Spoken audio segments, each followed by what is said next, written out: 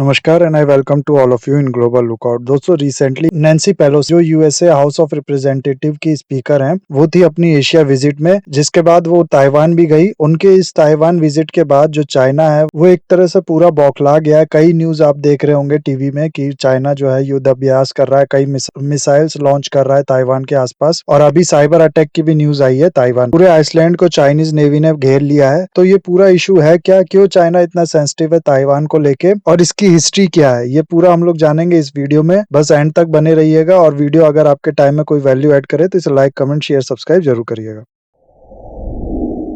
दोस्तों, 19th century के and तक क्विंग डायनेस्टी का रूल होता है चाइना में, और इस समय ताइवान भी चाइना के अंडर होता है। इसके बाद 1894 में होता है फर्स्ट सीनो जापान वॉर, जिसके बाद जापान जो है ताइवान वाला एरिया और कुछ कोस्टल एरिया चाइना का अपने कब्जे में ले लेता है। इस टाइम पे चाइना में प्लेग, फेमाइन ये सब आम बात थी, और इस शर्मनाक हार के बाद जो क्विंग डायनेस्टी होती है, इस पे से भरोसा लोगों का उठ जाता है और काफी ग्रुप्स क्रिएट हो जाते हैं अगेंस्ट इस डायनेस्टी के, जिसके बाद चाइना में सिविल वॉर शुरू होता है। इस सिविल वॉर के नतीजे में 1928 में रिपब्लिक स्टेब्लिश होता है चाइना में। रिपब्लिक मतलब होता है कंट्री का जो हेड ऑफ स्टेट होगा, यानी जो टॉप मोस्ट ऑफिस होगा, वहां पर जो बैठेगा वो लोगों द्वारा चुना जाएगा। जैसा मोनार्की सिस्टम में होता है कि किंग का बेटा किंग बनता है, वैसा नहीं होता है। हेड ऑफ स्टेट जो होगा वो लोग चुनेंगे। 1930s में क्यूमिंतांग पार्टी पावर में होती है चाइना में, और इस टाइम पे जो कम्युनिज्म है वो धीरे धीरे अपनी जड़ें मजबूत करता है चाइना में। इन दोनों पार्टी में कंटिन्यूअस टसल चल रहा होता है, और जिसके बाद हम 1936 में देखते हैं कि जो इंपीरियलिस्ट जापान होता है वो और अपने एक्सपेंशन के लिए फिर से अटैक करता है चाइना पे। जो दोनों पार्टी होती है, क्यूमिंतांग पार्टी और कम्युनिस्ट पार्टी, ये इस अटैक के चलते अपने इशू बुला के यूनाइट हो जाते हैं अगेंस्ट कॉमन एनिमी के। लेकिन इस वॉर में ये दोनों पार्टी अलग अलग स्ट्रेटेजी अपनाती है। क्यूमिंतांग पार्टी बिलीव करती है अपना जो फ्रंट है वो खड़ा करने में जापान के अगेंस्ट, वही जो कम्युनिस्ट पार्टी होती है वो सहारा लेती है गोरिल्ला वॉरफेयर का। इसका नतीजा ये होता है कि जो क्यूमिंतांग पार्टी है उसको जान का नुकसान ज्यादा झेलना पड़ता है, और धीरे धीरे वो पार्टी वीक होने लगती है। इसके बाद 1945 में हम लोग को पता है वर्ल्ड वॉर 2 का एंड होता है और जापान सरेंडर करता है। इस सरेंडर के बाद ताइवान, जिसपे जापान का अभी तक रूल होता है, ये चला जाता है चाइना के पास, यानी रिपब्लिक ऑफ चाइना के पास, जो कि एक रिपब्लिक क्रिटिक होती है अंदर क्यूमिंतांग पार्टी। जैसे ही जापान सरेंडर करता है और जापान का खतरा टलता है, ये दोनों पार्टी क्यूमिंतांग और कम्युनिस्ट पार्टी फिर से अपना सिविल वॉर है उसमें इन्वॉल्व हो जाती है। अगले 4 साल में यानी 1949 आते आते तक कम्युनिस्ट पार्टी क्यूमिंतांग पार्टी का बहुत बड़ा एरिया अपने अंदर ले लेता है। 1949 में मजबूर होकर क्यूमिंतांग पार्टी के जो लीडर होते हैं चियांग काई शेक, ये अपने बाकी फॉलोवर्स के साथ चाइना से मूव कर जाते हैं ताइवान में, और वहां पर ये अगले 50 साल तक क्यूमिंतांग पार्टी रूल करती है। और फिर ईयर 2000 के बाद वहां पर डेमोक्रेटिक रूल स्टेब्लिश होता है। 1949 में जब क्यूमिंतांग पार्टी मूव करती है ताइवान में, तब इसका नाम रखा जाता है आरओसी यानी रिपब्लिक ऑफ चाइना, जो कि पहले मेनलैंड चाइना का नाम था। और जो मेनलैंड चाइना है वहाँ कम्युनिस्ट पार्टी का रूल स्टेब्लिश होता है, और इसका नाम रखा जाता है पीआरसी यानी पीपल्स रिपब्लिक ऑफ चाइना। लेकिन दोनों पार्टी ये मानती हैं कि चाइना एक ही कंट्री है और ताइवान भी चाइना का पार्ट है। बस ये दोनों पार्टी एक दूसरे के क्लेम को नकारती हैं। जो क्यूमिंतांग पार्टी है वो कहती है कि ये जो मेनलैंड चाइना है ये ताइवान का पार्ट है, और जो कम्युनिस्ट पार्टी है वो कहती है ये ताइवान जो है ये चाइना का पार्ट है। तो दोनों खुद को रियल चाइना मानते हैं और दूसरे को अपना पार्ट मानते हैं।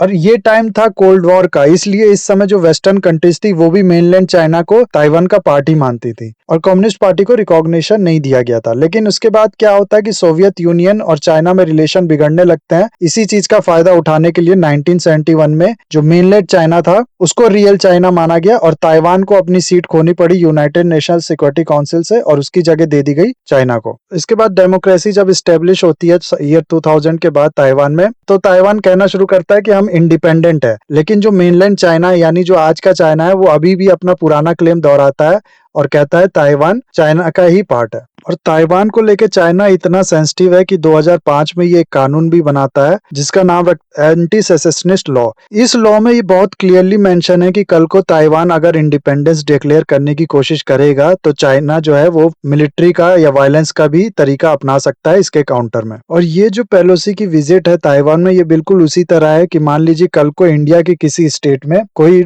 दूसरे देश का बड़ा लीडर आता है बिना सेंटर गवर्नमेंट को बताए, यानी गवर्नमेंट इंडिया से परमिशन लिए, तो तो ये एक तरह से ताइवान के इंडिपेंडेंस के क्लेम और सपोर्ट देता है कि हमें चाइना से परमिशन लेने की जरूरत नहीं है, क्योंकि ताइवान इंडिपेंडेंट कंट्री है, इसलिए हम वहां पर जब चाहे जा सकते हैं, सिर्फ ताइवान की गवर्नमेंट से परमिशन ले। चाइना के लिए ये इशू जुड़ा है उसकी हिस्ट्री से, क्योंकि मैंने जैसा बताया आपको कि क्विंग डायनेस्टी के टाइम से ही ताइवान जो है चाइना का पार्ट था, और ये तो बाद की हिस्ट्री होगी। इससे पुरानी हिस्ट्री भी अगर आप देखें तो ये चाइना का ही पार्ट रहा है बहुत टाइम तक। साथ ही साथ इस समय जो चाइना में कम्युनिस्ट पार्टी है उसके ऊपर काफी प्रेशर है कि चाइना का रीयूनिफिकेशन करे। वहाँ के जो नेशनलिस्ट सोच के लोग हैं वो इस एक्ट के बाद कम्युनिस्ट पार्टी पे और सवाल उठाने लगेंगे। और अगर हम लोग ताइवान की इंपॉर्टेंस की बात करें चाइना के लिए, तो अगर आप ये लोकेशन देखें, ये साउथ चाइना सी वाला जो लोकेशन है ये स्ट्रेटेजिक पॉइंट ऑफ व्यू से बहुत ज्यादा इंपॉर्टेंट है। अगर चाइना को डीप सी में जाना है तो उसको इस लोकेशन से होके ही जाना पड़ेगा। प्लस वर्ल्ड का जितना भी मरीटाइम ट्रेड होता है उसका 60% इस लोकेशन से पास होता है। ऐसे में अगर चाइना इस लोकेशन पे कंट्रोल कर ले वो बहुत ट्रेड कंट्रोल कर सकता है, और इसीलिए चाइना नहीं चाहेगा कि कल को ताइवान इंडिपेंडेंट डिक्लेयर करे और किसी और कंट्री के साथ सिक्योरिटी पैक्ट साइन करे, जिसके बाद उस देश की नेवी इस एरिया में मंडराने लगे। इसके साथ ही साथ जो साउथ चाइना सी है ये अपने आप में बहुत बड़ा रिजर्व है नेचुरल गैस का और ऑयल का। साथ ही साथ बहुत से मिनरल्स भी ऐसे हैं जो यहाँ पर पाए जाते हैं। आप बहुत टाइम से ये न्यूज जो है वो सुन रहे होंगे कि वियतनाम ने इन्वाइट किया इंडिया वो उसके टेरिटोरियल वाटर में एक्सप्लोर करे नेचुरल गैस और ऑयल के लिए। ये इन्विटेशन इसी एरिया के लिए है। ऐसे में ताइवान अगर पूरी तरह से कंट्रोल में आ जाता है चाइना के, तो इस पूरे नेचुरल गैस और ऑयल कंट्रोल होगा चाइना का। इसीलिए चाइना बहुत टाइम से इस एरिया में अपने आर्टिफिशियल आइसलैंड भी डेवलप कर रहा है और साथ ही साथ नेवी को भी स्ट्रेंथन कर रहा है। वहीं अगर यूएस की बात करें कि वो ऐसा क्यों नहीं चाहता कि ताइवान जो है वो चाइना के कंट्रोल में आ जाए, तो सबसे पहला तो रीजन यहाँ पर है कि कम्युनिज्म और डेमोक्रेसी का जो ताइवान डेमोक्रेसी है और फ्री मार्केट है, मेनलैंड चाइना में कम्युनिस्ट गवर्नमेंट है। दूसरा, ताइवान के साथ यूएस का रिलेशनशिप एक्ट भी है, ताइवान रिलेशनशिप एक्ट, जो कहता है कि ताइवान को अपने डिफेंस के लिए जो भी इक्विपमेंट या मिलिट्री वेपन्स लगेंगे वो सप्लाई करेगा यूएस। ऐसे में अगर यूएस नहीं करता है ताइवान की मदद तो ये बहुत खराब इंप्रेशन देगी जापान के ऊपर और फिलीपींस के ऊपर। ये कंट्रीज भी यूएस के स्ट्रेंथ और उसकी लॉयल्टी टुवर्ड्स जो सिक्योरिटी एग्रीमेंट साइन करता है वो दूसरे कंट्रीज के साथ, उस पर सवाल उठाने लगेंगे। प्लस जैसा कि मैंने ऑलरेडी बताया कि इस लोकेशन की कितनी ज्यादा इंपॉर्टेंस है, ये सारी इंपॉर्टेंस यूएस को मजबूर करती है कि